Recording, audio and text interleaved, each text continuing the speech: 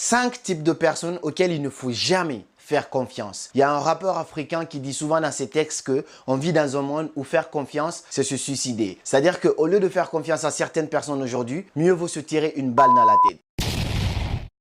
Si toi aussi tu es victime de trahison dans ton entourage, tu ne sais plus à qui faire confiance, que ce soit au boulot, en amitié ou même en amour, cette vidéo, elle est faite pour toi. Parce que je vais te partager les 5 types de personnes auxquelles il ne faut jamais, mais absolument jamais faire confiance si tu ne veux tout simplement pas gâcher ta vie. Cette vidéo va t'aider à comprendre déjà les humains, à comprendre les relations humaines et aussi à te faire gagner beaucoup d'années en avance et t'éviter également de te tirer une balle dans la tête. Le 5e type de personne, c'est-à-dire le 5e point, c'est le plus important, c'est un point qui va te choquer, mais avec les explications, tu vas comprendre que c'est très important de cerner ces genres de personnes et ça va te sauver la vie. Donc avant de te partager ces 5 types de personnes, si tu n'es pas encore abonné à ma chaîne, je t'invite à t'abonner pour ne pas rater les prochaines vidéos qui vont arriver sur cette chaîne.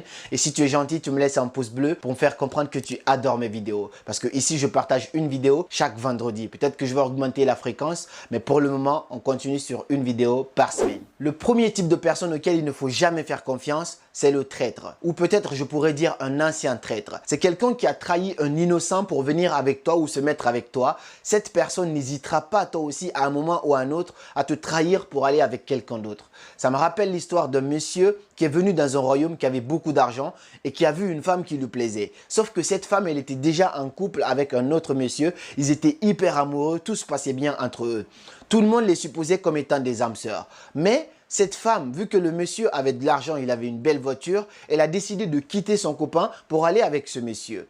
Elle est allée avec le monsieur, il a quitté le village, il est parti avec la femme. Et arrivé dans son propre village, quand le vieux sage a appris cette histoire, il a bien compris, il a donné juste un petit conseil au jeune homme. Il lui dit, fais attention à ta femme. Ne lui fais jamais confiance à 100%.